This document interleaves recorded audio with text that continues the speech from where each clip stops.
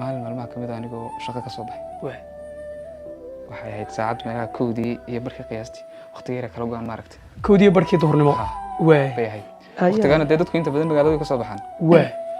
anigoo markaa suuqa maraya halkan basaska idaacadda baa waxaan arkay gabadh meel fadhido oo iska tima qaawan ilmo yar baa markaa haysatay ilmo yar baa ooyey deedna halkaasoo kale markaan soo socday baan ilmo yar oohintiisa soo maqlay halkaasoo kale aan kaga soo socday marka dabeetana saan soo socday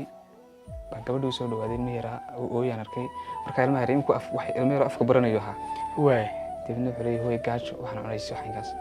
gabadha lama hadashay saasay iska fadhidaa gidaar markaa ku tiirsantay dabadeeto waan dhaafi kari waayo waxaan siinay ilmaha yar dee qaylinaya koley gaajo haysee dukaan markaa in xoogaa u jiray baan tegey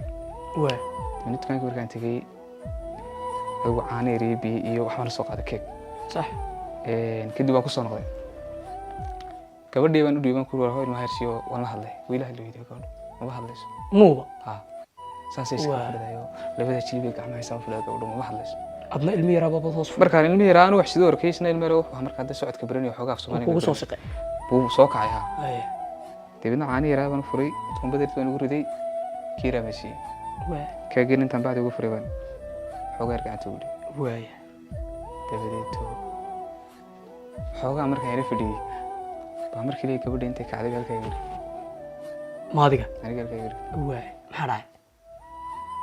way kubsanayay way maxay gabadhu waxay gabadhu wala hormaahay walay bile waxanuusinaysa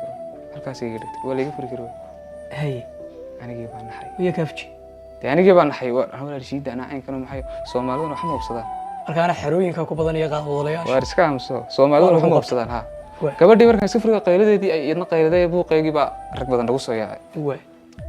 dabadeedna qaar baa bay qabtay arinta waxay wadaysaa cayn karo bas leeshan wadiga arka rag gabiga gobol qarqar aadiya anigii baa gacanaysa gabadhuusan uu kubsanaya caynkan maxay iyadna waxaan deefka soo mari karin sidaas wiilay way maxaynaya caynka bikigdhe anigii baa gacanaysa mid walba ku soo gaarana mid kasta ku soo gaaraa ani warime waalintii warshadaga iska naar war gabadha war caynkan yaa ku dhageysanaya markaad mid wax sheegto mid kale ordiya kugu qaboobay mo dabeedna buuqii meeladii dadka dhan baa isku soo ururay meeshii buuq baa ka dhashay dabeedna xajiid askar baa meesha markaa mareysay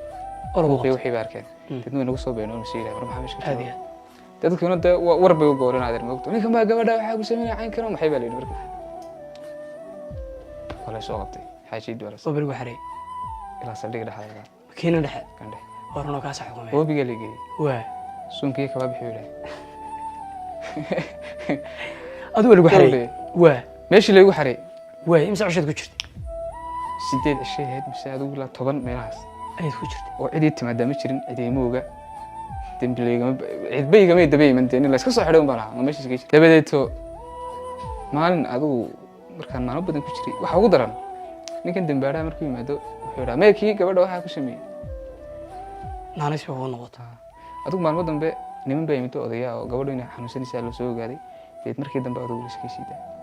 saasay ku soo dhamaatay sidee ku soo dhamaatay maarad ku ceel barbaran oran idinkoo wax hubsan baad iska geeyso askariga balkii isku baqtay hadana askariga waan isku qabsanay markii dambe hadana lagu celin gaadhay san shirwaan meesha wiig dhan ku jirtay ku guuyin